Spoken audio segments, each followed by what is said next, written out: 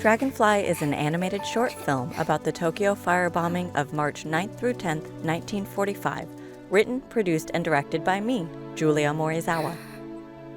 The primary thing that inspired me to write this story was a desire to research my own family history and my family heritage.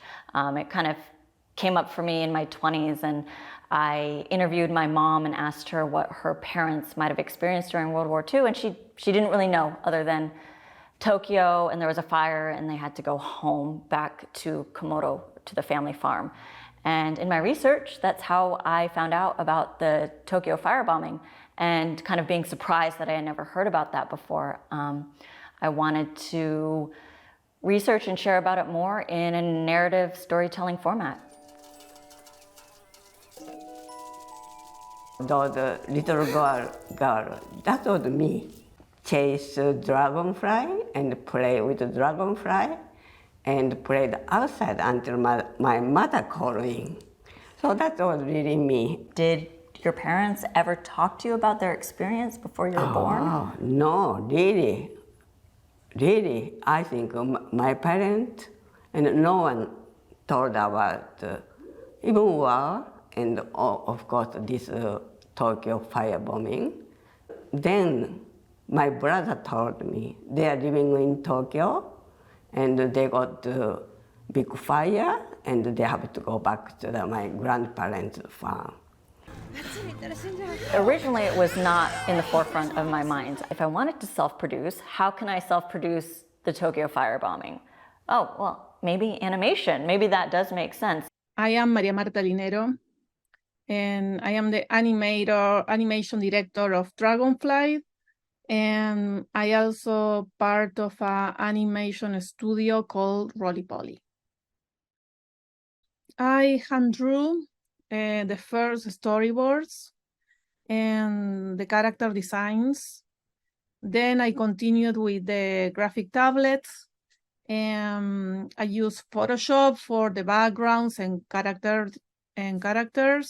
And for the animation, we used Adobe Animate and After Effects. Hola, mi nombre es Eva Benítez, soy lead animator en Dragonfly.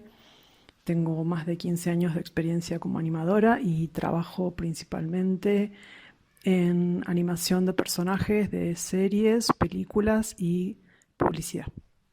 I did make a point to specifically look for women. I wanted, if possible, the core creative team to be all women, and it just so happens that we are also all women of color. The main voice cast are all people I know, and they're all people who identify as Japanese American, and that was really important to me, just as a person who's Japanese American and has been working in this industry for a couple of decades. I wanted to bring something artistic and organic, but at the same time, I didn't have enough time to draw or paint frame by frame. So I tried something in between. We mixed cutout animation and frame by frame, and we also animated texture in some part of the film in order to express movement, chaos, and life. El flujo de trabajo era el siguiente. María Marta me enviaba el animatic, yo consultaba las referencias de Julia y a veces me filmaba a mí misma actuando las escenas. Luego hacía el boceto de la animación, se lo enviaba a Julia y una vez que ella lo aprobaba, yo hacía la versión final. I think the first time Maria sent me a finished clip, I think I cried because I was like, wow, this looks way better than what I was expecting. So I was so happy about that. There were some other choices that were kind of like both artistic and practical, like setting the flashback scenes in largely black and white. Also in the flashback scenes, especially the firebombing, you'll notice background characters turn into what I call shadow people. A lot of that was initially a practicality that ended up actually being the better choice creatively. It was a conscious choice to keep the film in English because I speak English. I don't speak Japanese. I don't write in Japanese. So everything was written and developed in English, and comes from an admittedly Western perspective, because it comes from my perspective. So I actually decided to keep all the dialogue in English and have the actors maintain their natural American accents. And one thing that I did want to do, though, was to remind us at some point that this is not an American story. It's set in Japan. And so I had all those background actors come in and start filling the sound in Japanese, just kind of as a reminder. You gave me permission to use some of your real life things in the movie, like your name, your mom and dad's names, the photo of the graveyard at your family farm, the kanji of your maiden name.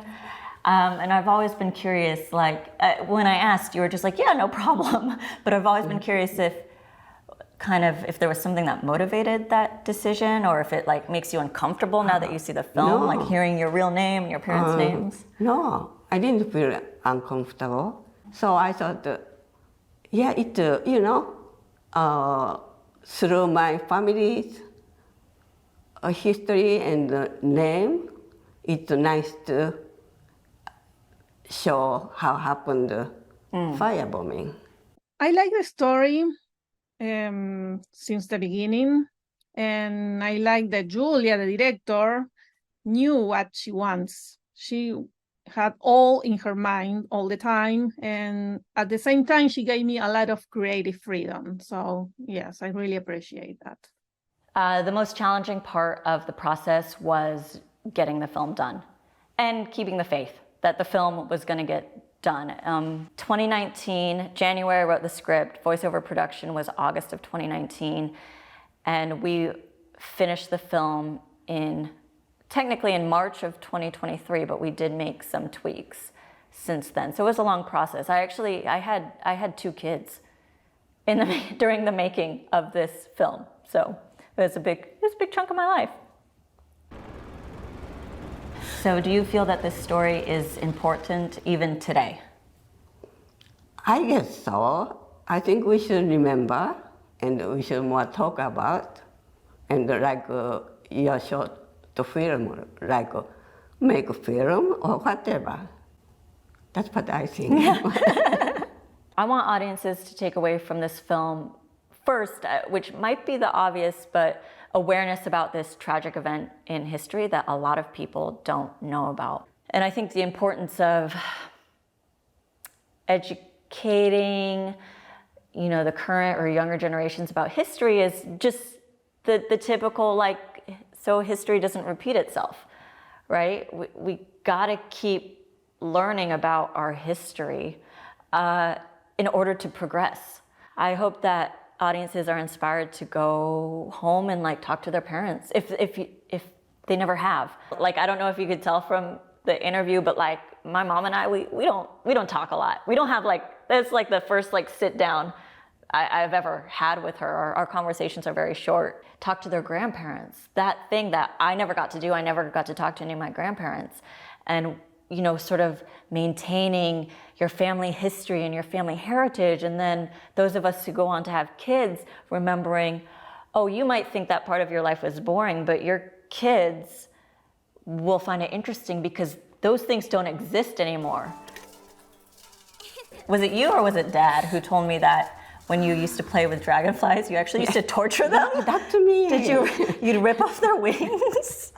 Yeah, so I thought that was a little too much. I thought it was just too cruel because I was a little girl. I didn't know that's the only way I could save a dragonfly because otherwise they fly away. Oh, you were trying to keep them. Yeah, so you take them. I love the dragonfly, so I catch it in the where I clip the feather, and I made a house on the ground.